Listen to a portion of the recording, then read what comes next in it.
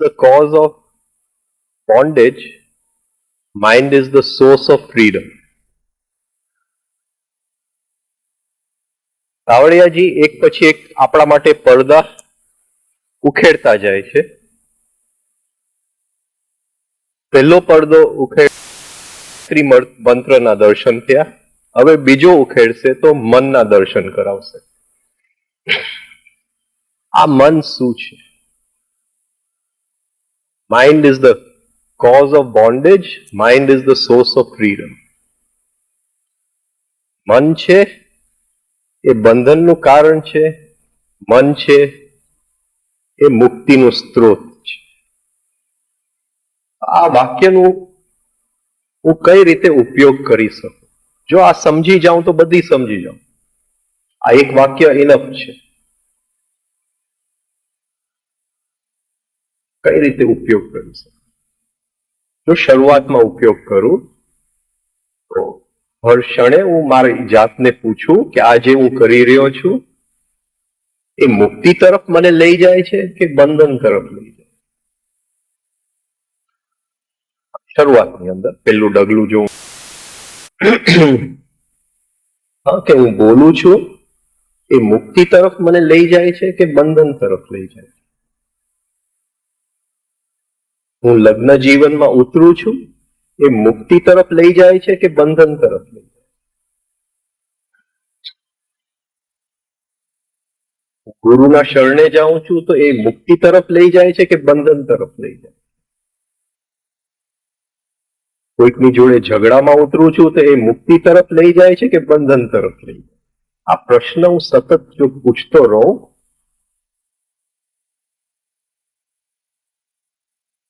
તો એક પોઈન્ટ એવો ખ્યાલ આવશે કે mind is the cause of bondage. એ ભલે બંધનનું કારણ છે પણ ત્યાં જ મુક્તિનો સ્ત્રોત છે.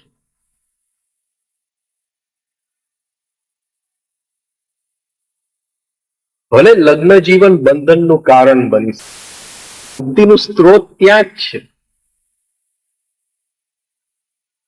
કદાચ એવું બની શકે કે હિમાલયમાં જવામાં વધારે બંધન થઈ જાય, ભગવા કપડા પહેરવામાં વધારે બંધન થઈ જાય. તો ખ્યાલ આવશે કે જ્યાં બંધન છે ત્યાં જ મુક્તિ છે. મુક્તિનું સ્ત્રોત ત્યાં જ છે. એના સિવાય આપણે ક્યાંય બીજે એને શોધી નહીં શકીએ. જ્યાંથી બેડી લાગે છે ત્યાં જ એને તાળું ખોલીને છોડવા પડે. તો જો ગાયત્રી મંત્ર આપણે ન કરી શકીએ તો બીજો પગથિયું તાવરિયા સાહેબ આપે છે કે મનને સમજો. આ મન શું છે? હજારો વર્ષથી આ જ પ્રયાસ છે કે આ મનને કઈ રીતે સમજવું. વેસ્ટની અંદર એટલું બધું નહોતું પણ આ સેન્ચુરીની શરૂઆતથી જ્યારે જન્મ થયો, the science of the mind, the science of the psyche, તો એ લોકો આતુર થયા કે આ વસ્તુ શું છે, આ માઇન્ડ શું છે. પણ ઋષિઓ હજારો વર્ષ પહેલા માઇન્ડને સમજી ગયા. ગઈકાલે સવારે આપણે માઇન્ડના બે ક્વોલિટીઝની વાત કરી. યુનિવર્સલ માઇન્ડ, મન as a substance, as a તત્વ, ચિત્તી શક્તિ.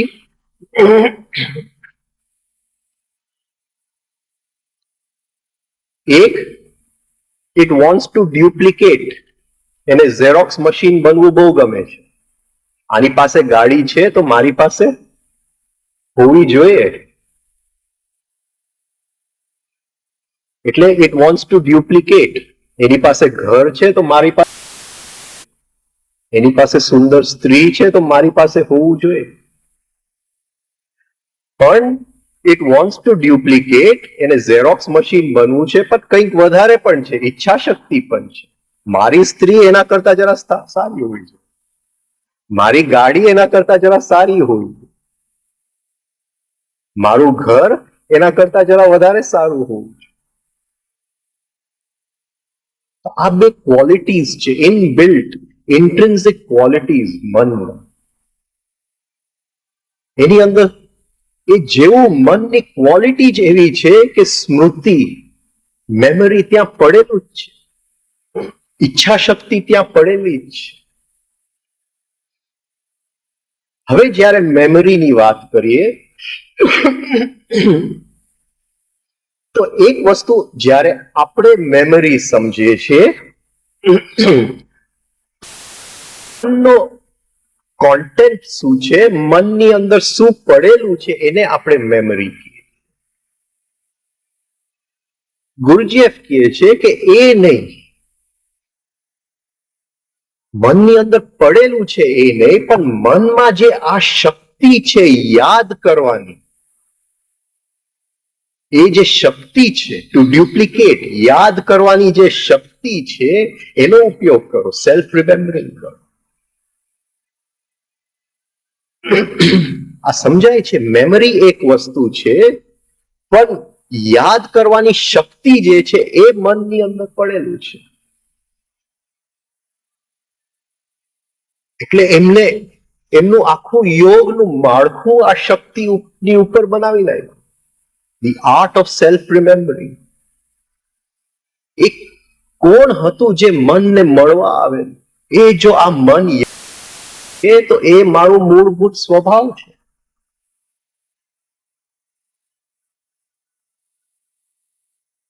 હે હું છું, હું જે યાત્રા કરું છું.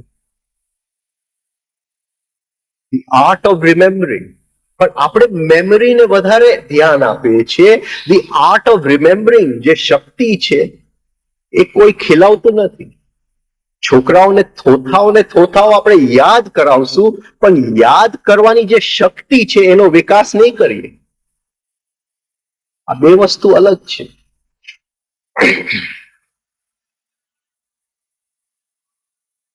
એવી જ રીતે આપણા દેશની અંદર એ જે ઈચ્છા શક્તિ હતી કે મારે બનવું છે, એ જે ચિત્તી શક્તિ આપણે કાલે જોઈ ગયા કે મારે તપ જન સત્યમ બનવું છે, એ જે ઈચ્છા શક્તિ પડેલી, એ ઈચ્છા શક્તિને વાળીને કુંડલીની કરીને, એ બીજું કઈ નથી કુંડલીની. તો આ જે બે શક્તિ મનની અંદર પડેલી છે, ઈચ્છા શક્તિ અને યાદ કરવાની શક્તિ, નોટ મેમરી, એ બે શક્તિનો જો આપણે આધાર લઈ લઈએ તો એ મુક્તિના સ્ત્રોત બની શકે છે. Mind is the cause of bondage, mind is the source of freedom.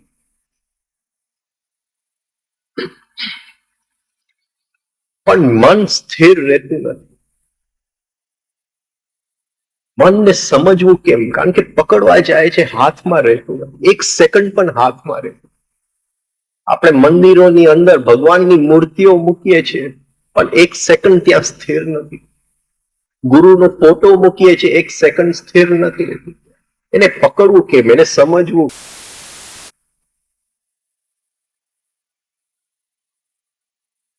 Freud કહે છે કે આખી મનુષ્ય જાતિનું જે મન ચાલે છે, જે સાયકોલોજી ચાલે છે, એ સેક્સ ઇમ્પલ્સ ઉપર ચાલે. એનો મૂળભૂત સેક્સ ઇમ્પલ્સ છે. કાવડિયાજી કહે છે કે નોર્મલ મેન હું અને તમે, આપણો એક રેશિયો છે 2-4-8-2. જેટલા વિચાર આવે છે એમાં 50% સેક્સના જ વિચાર આવે. તો આપણે એવો પણ પ્રયોગ કરીએ કે જે સેક્સની મૂર્તિ હોય એને જો મંદિરમાં બેસાડી દઈએ અને ત્યાં પણ રાખે તોય મન નહીં રહે. આ મન એવી ચંચલ વસ્તુ છે. દેવીની મૂર્તિ તો દૂર થઈ, ગુરુનો ફોટો તો દૂર થયું, પણ જે વસ્તુ આપણને વસ્તુને પણ મૂકીએ તો ત્યાં પણ સ્થિર નહીં રહી શકે. એ જરાક ત્યાં બોર્ડમ આવી જશે. હવે કંઈક વધારે જો એક્સાઇટમેન્ટ મળે તો ફ્રેક્શન ઓફ અ સેકન્ડમાં એ ખસી જશે.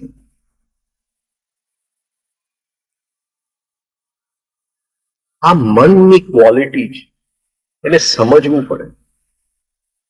તો એ મન જ્યાં સુધી થોડું શાંત ન થાય ત્યાં સુધી કઈ રીતે સમજશે? અને એ મન એની ઓરિજિનલ સ્વરૂપની અંદર જ્યારે એ મૂળભૂત સ્વભાવને મળેલું હતું ત્યારે એ મૂળભૂત સ્વભાવ જેવું જ હતું. એને આપણે એમ્પ્ટીનેસ કે વોઇડ કે શૂન્ય કે ગમે તે કે, તો એવું કેમ ફરીથી નથી બની જાય? આ મન બનતું નથી, કંઈક ને કંઈક નીકળ્યા જ કરે છે. કહેવાય છે કે એલેક્ઝાન્ડર જ્યારે નાના હતા અને ચાલતા શીખ્યો, એલેક્ઝાન્ડર એને પહેલી વસ્તુ જે હાથમાં લીધી, તલવાર હાથમાં લીધી.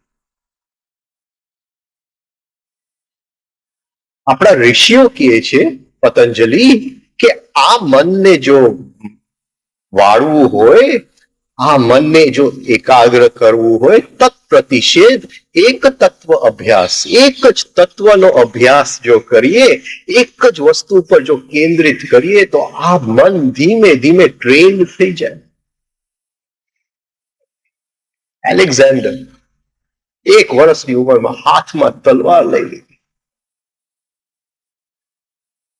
એ ધીમે ધીમે એના મિત્ર પણ એવા બન્યા જેમને એક જ વસ્તુ આકાંક્ષા કે એલેક્ઝાન્ડરની પાછળ આપણે દુનિયાનો કબજો કરી લેવો છે. એને નાનપણથી બીજો વિચાર આવ્યો નહીં. એમના જે ટીચર હતા એરિસ્ટોટલ, આપણી જે આખી જે મટીરિયલ અત્યારે જગત છે એના પ્રણેતા એરિસ્ટોટલ છે. આપણી જે શોધ છે મટીરિયલ સુખની, એના પ્રણેતા એરિસ્ટોટલ છે. એમને જે વિચારોના નિયમ બનાવ્યા, એને જે મનનો ઉપયોગ કેમ કરવો, બુદ્ધિનો ઉપયોગ કેમ કરવો, એના નિયમો બનાવ્યા, એમાંથી તો આ સાયન્ટિફિક રેવોલ્યુશન થયું. એ જ નિયમના આધાર ઉપર. તો આ મટીરિયલ સુખની જે શોધ થઈ એના પ્રણેતા એરિસ્ટોટલ, એ એમના ગુરુ. એટલે બરાબર હતું, બેવનું મિલન પરફેક્ટ હતું. આમને દુનિયાની ઉપર કબજો કરવો તો ગુરુ પર જે સમજાવે કે જે સુખ છે એ બહાર છે, મટીરિયલ જગતની અંદર છે. એરિસ્ટોટલના ગુરુ એવા નતા. પ્લેટોના ગુરુ એવા નતા, સોક્રેટિસ.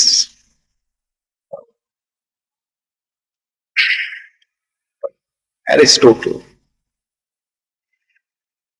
એલેક્ઝાન્ડરની માં હતી, એક એને દર્શન થઈ ગયું, એનલાઇટન હતા.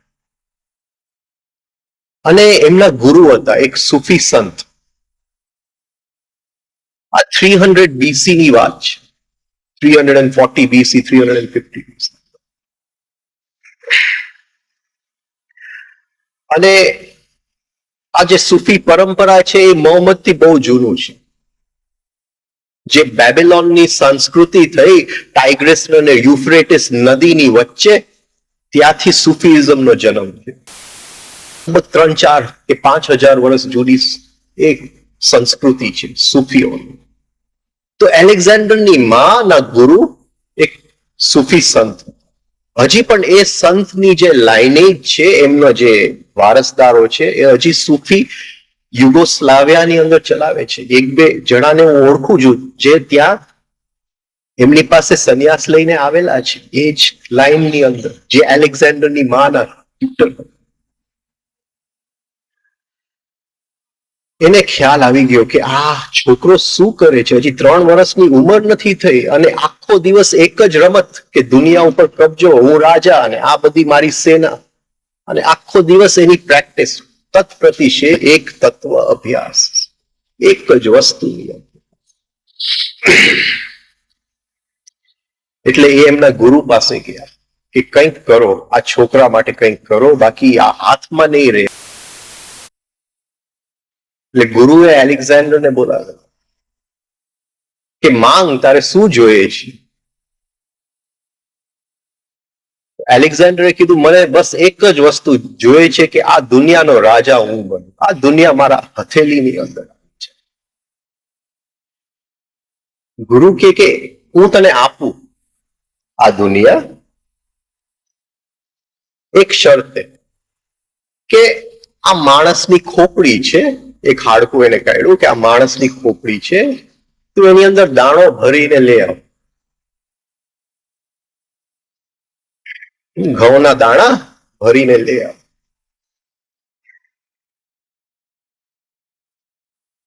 એલેક્ઝાન્ડર કે એવી નાની વાત, હું ઘઉંના દાણા નહીં ભરું, એની અંદર હું હીરા જવેરાત ભરીશ.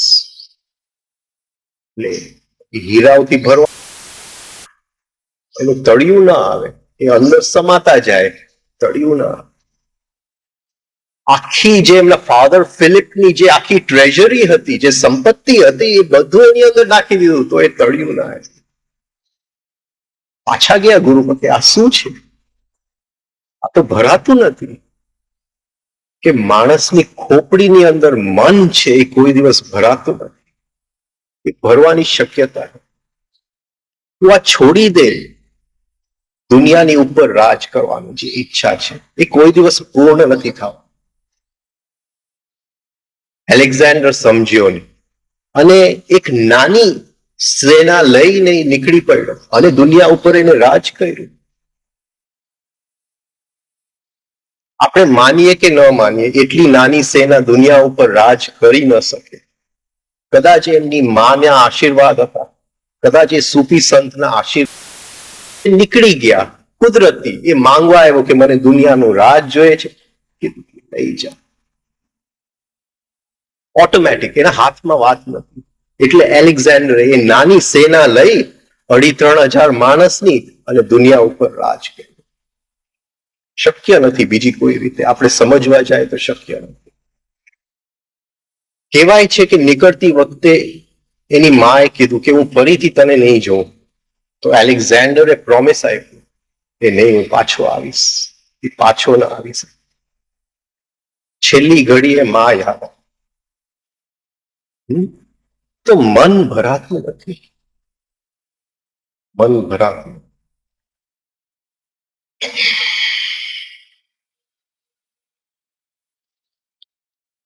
હવે તાવડિયાજી શું કહે છે? At first an aspirant feels his mind is tumbling. આપણે નીકળી પડ્યા છે માર્ગે અને બુદ્ધ કહી ગયા કે દુનિયા ઉપર રાજ કરવું હોય તો મન ઉપર રાજ કર, દુનિયાને ઉપર રાજ કરવા નહીં જાતો. તો હવે મન સમજવા માટે આપણે નીકળી પડ્યા છીએ. તો તાવડિયાજી કહે છે કે એસ્પિરન્ટ, શોધવા વાળો, એટ ફર્સ્ટ એન એસ્પિરન્ટ, જે શોધવા વાળો છે, જે સાધક છે, જેને જાણવું છે કે આ મન શું છે. એનું મન એક વોટરફોલ જેવું, એક પાણીના ધોધ જેવું એ પડે છે, અવાજ નીકળે છે, છાંટા નીકળે છે, એટલી સ્પીડમાં પડે છે. Niagara falls, like a tumbling waterfall. એની અંદર અંદર ને અંદર મોજા આ રીતે ગોળ ગોળ ફરતા જાય છે. કહે છે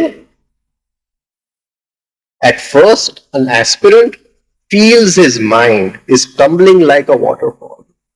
Feels his mind. આપણે ક્યારે આપણા માઇન્ડને ફીલ કરીએ છીએ? ફીલ એટલે સેન્સિટિવિટી. આપણા મનની આપણને સેન્સિટિવિટી થાય. આ તો પહેલું પગલું જ છે. એટ ફર્સ્ટ પહેલું જ પગલું, an aspirant, સાધક, feels his mind. આ 24 કલાકની અંદર એક પલ લેવો જ્યાં આપણા મનની આપણને સંવેદના થાય છે, ફીલ્સ હિઝ માઇન્ડ, તો ખબર પડે કે એ એક ટમ્બલિંગ વોટરફોલની જેમ છે, એક ધોધ છે, નાયગ્રાનો ધોધ છે, જેમાં પાણીનો અવાજ માઇલો સુધી સંભળાય છે.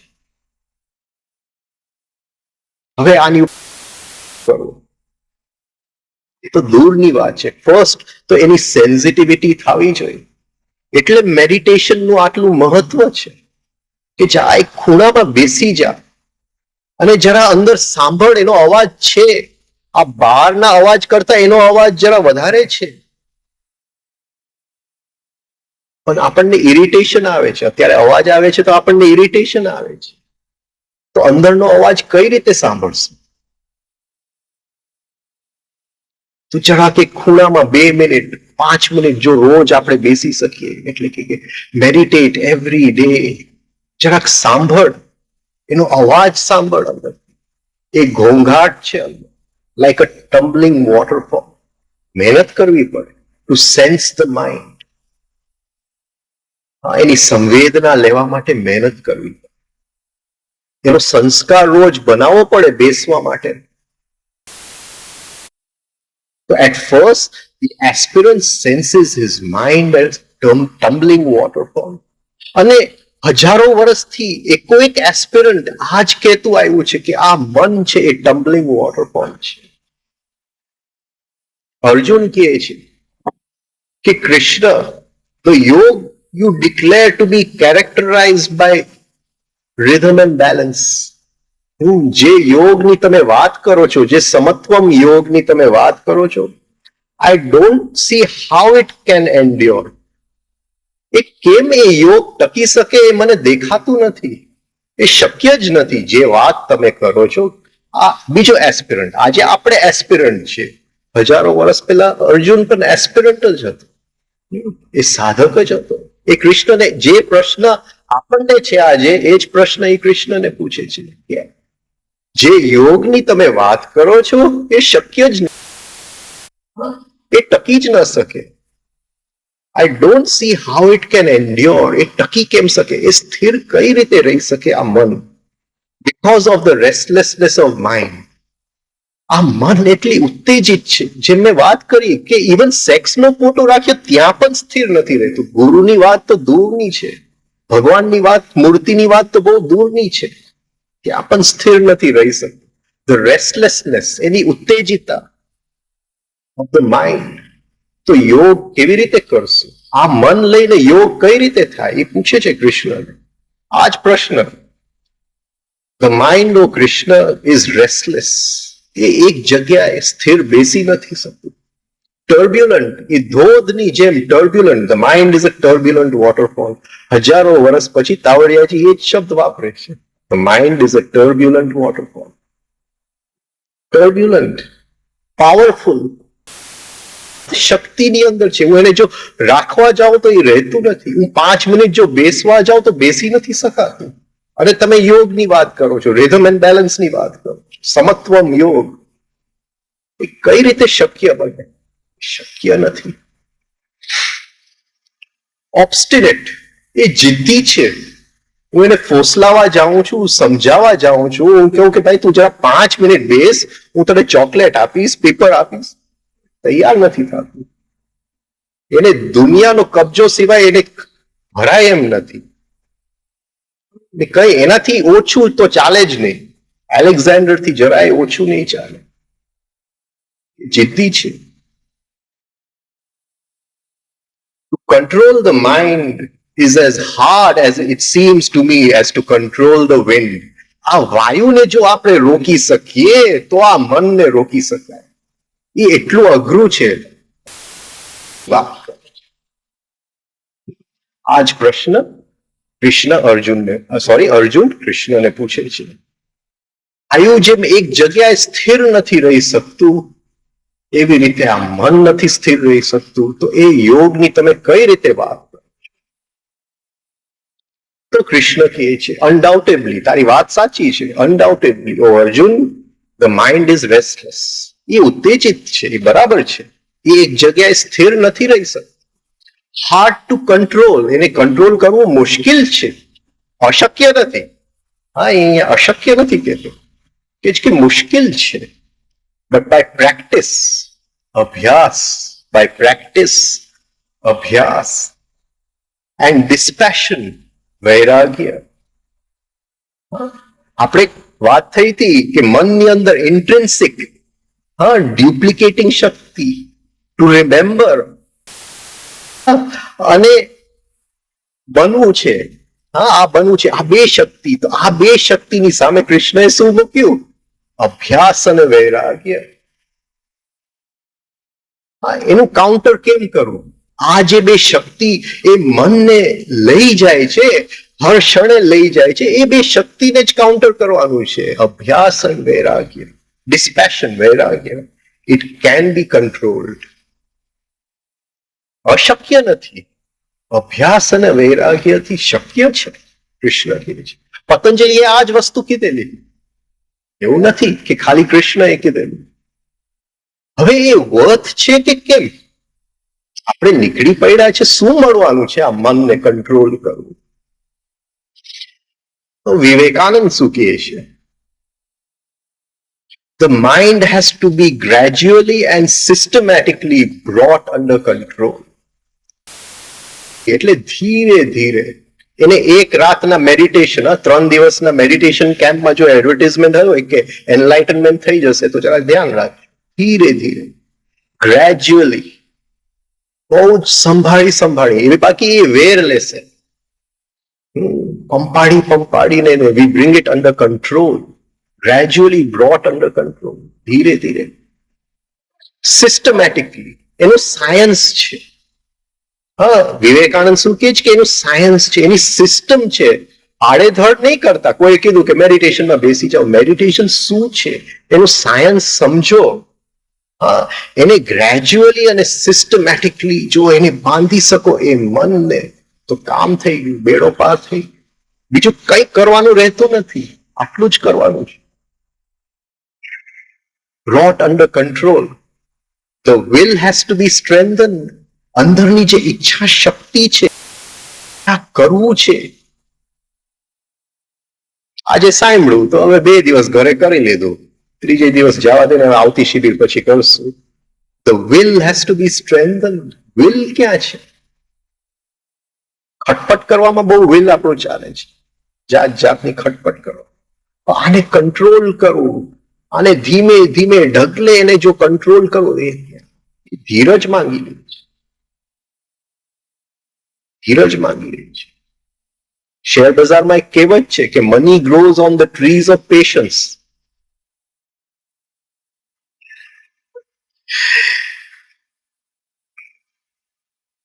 જો આપણી અંદર ધીરજ હોય તો પૈસાનું ઝાડ ખીલે છે. એનું હું કહેતો નથી કે શેર બજારમાં જાય,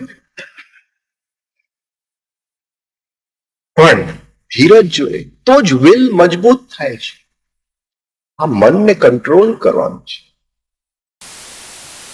એ એક દિવસનો ખેલ નથી, એ 3 દિવસનું મેડિટેશન કેમ્પની વાત નથી. થોડી ઘણી કથાર્સિસ કરી લીધી એની વાત નથી. આ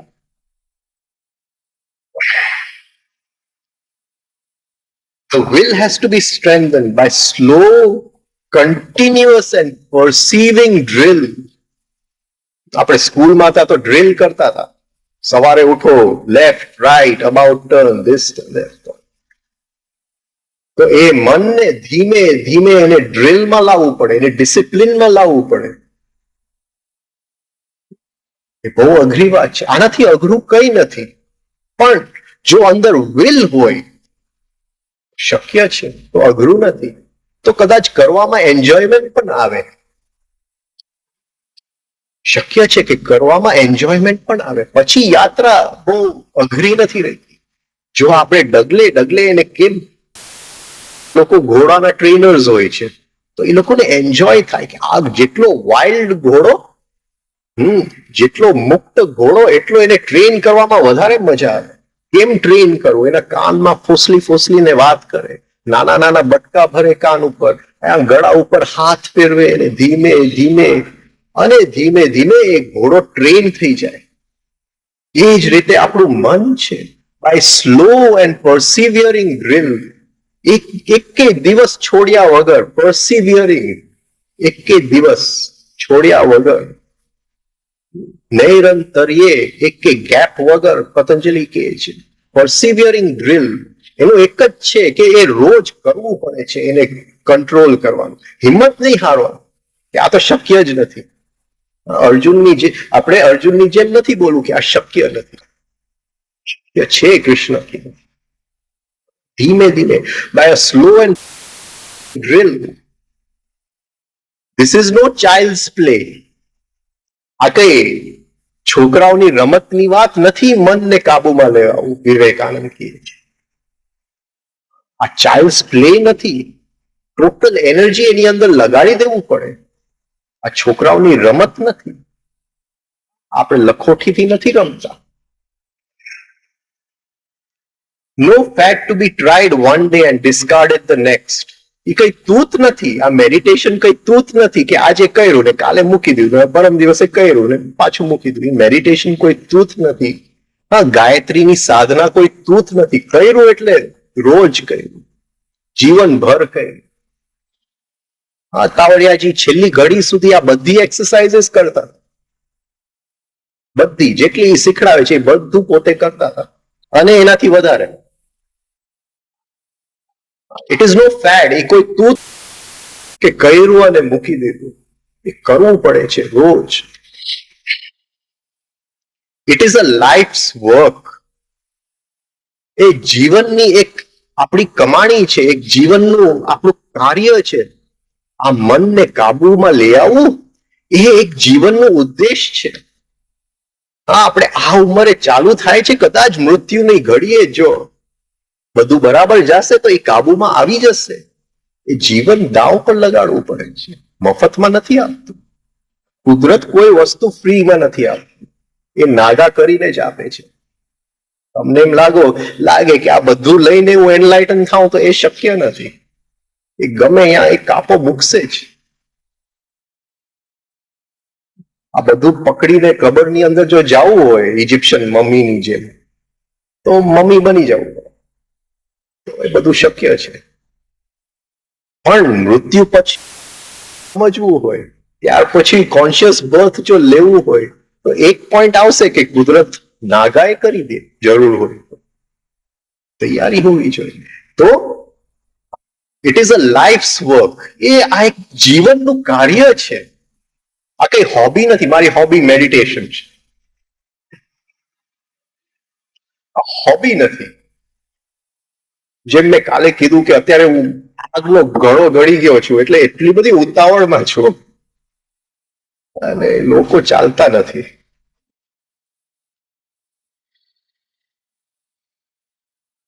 It is a life's work, and the end to be attained is worth all that can be attained, that can cost us to attain it.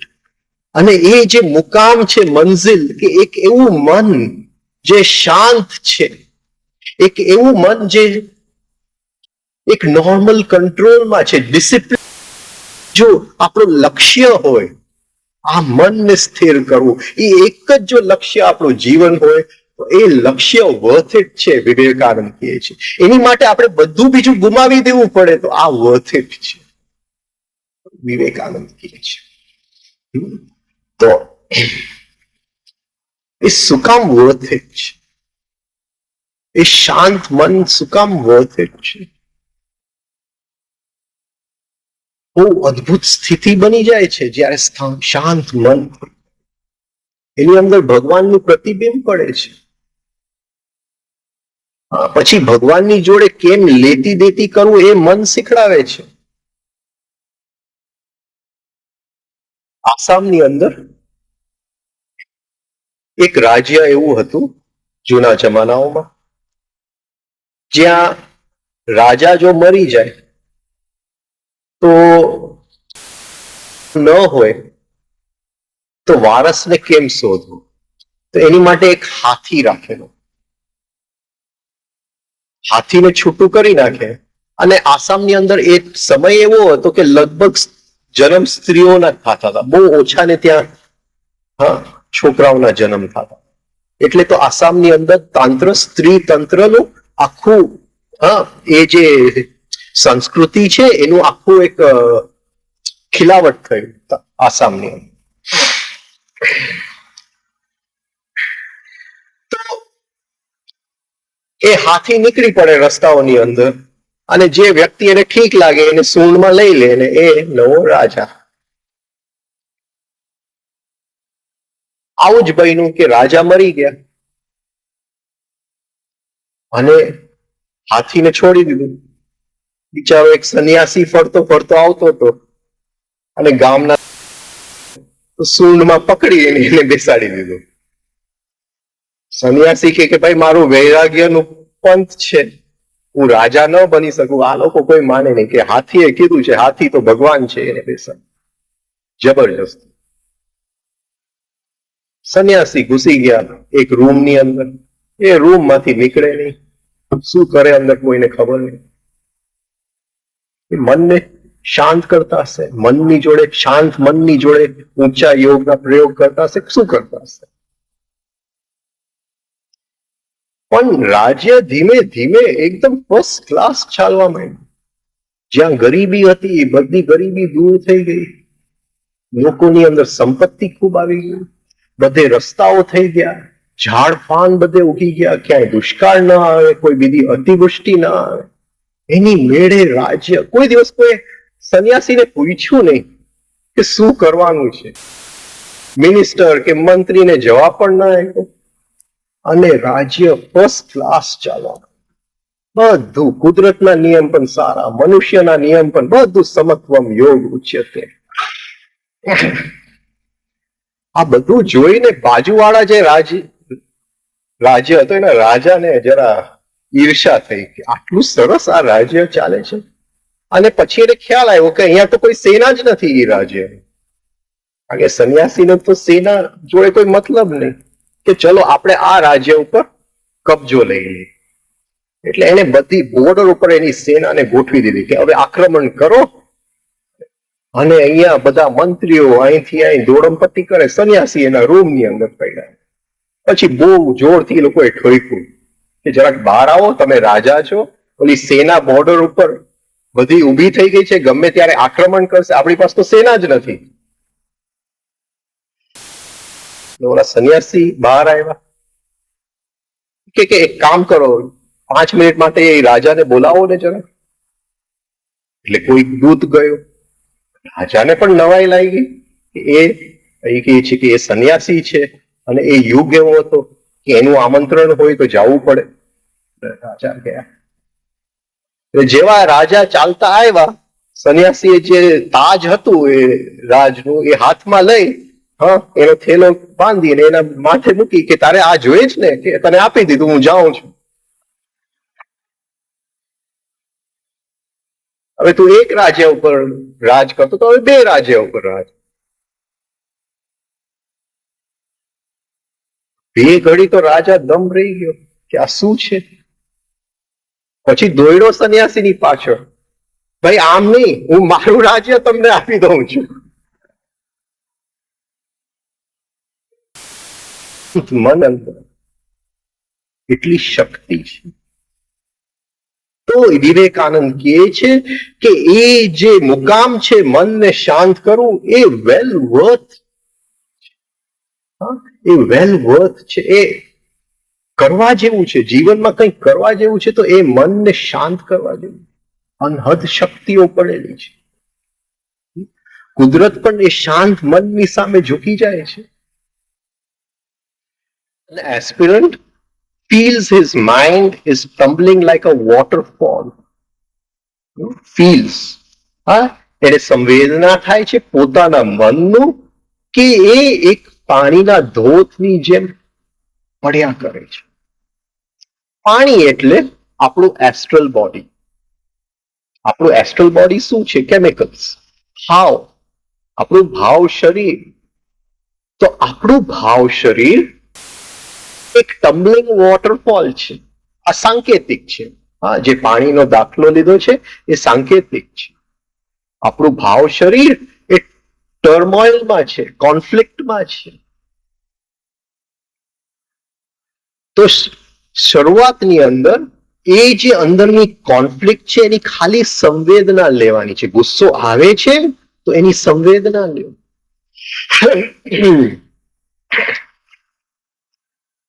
પ્રેમ કોઈની ઉપર જાગે છે તો એની સંવેદના લ્યો.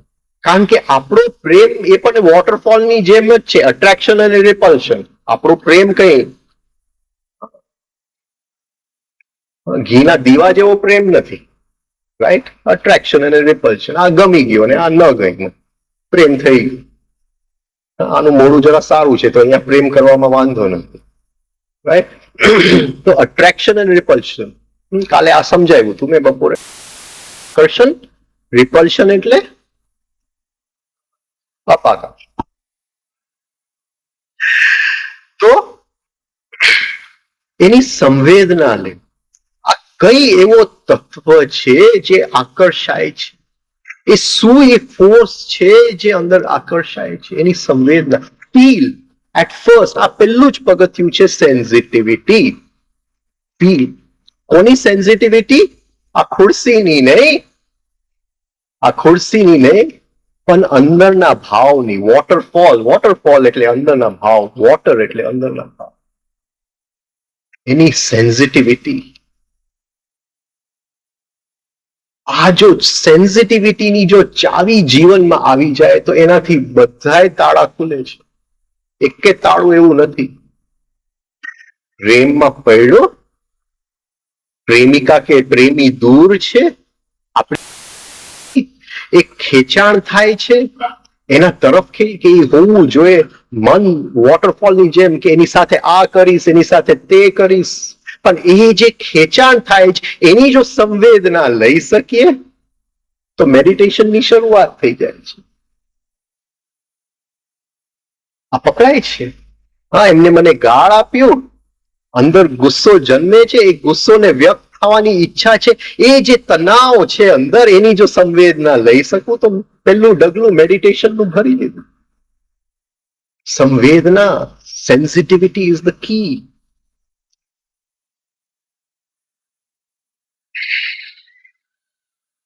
કરવું અઘરું છે, કરવું અઘરું છે. તો નાની વસ્તુથી ચાલુ કરીએ. આજે બપોરે આપણે જમવા જાય અને ભૂખ એકદમ લાગી છે, આપણે ગઈકાલનું જો નહીં ખાધું હોય તો એનાથી વધારે નહીં કરતા.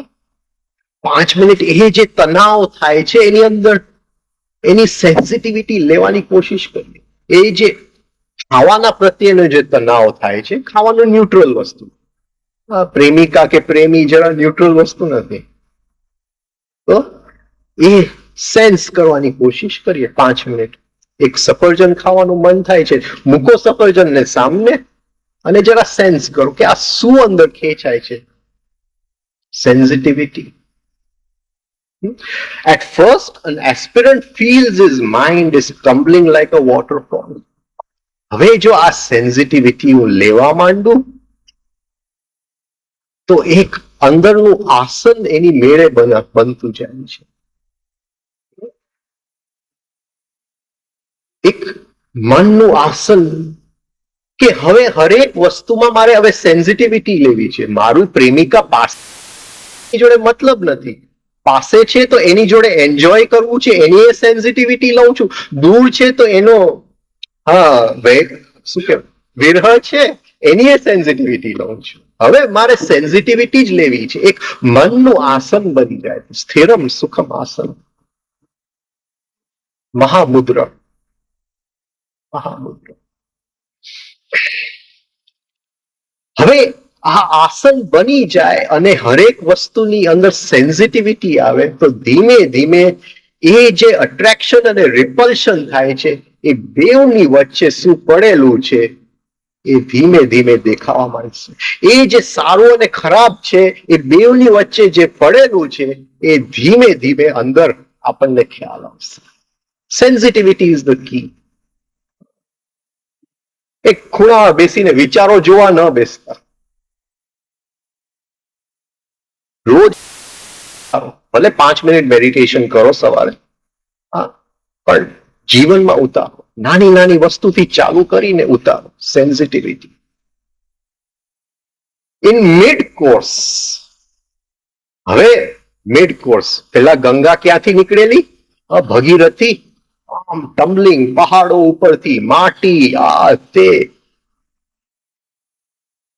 અને કમ્સ ડાઉન ને ધીમે ધીમે ઋષિકેશ પાસે, કે ઉત્તરકાશી પાસે આપણે જોઈએ તો આ મિડ કોર્સમાં એ શાંત હવે એનું ફ્લો થવા માંડ્યું, શાંત ફ્લો થવા માંડ્યું. હવે આ જો સેન્સિટિવિટીની આપણે ચાવી પકડી લઈએ રોજના જીવનની અંદર, તો એ જે અટ્રેક્શન અને રિપલ્શન, લાઇક અને ડિસલાઇક, ગમે છે નથી ગમતું, એ જે આપણું સૂક્ષ્મ શરીર પાણીની અંદર જે વોટરફોલ છે એ ધીમે ધીમે વહેતું પાણી થઈ જશે.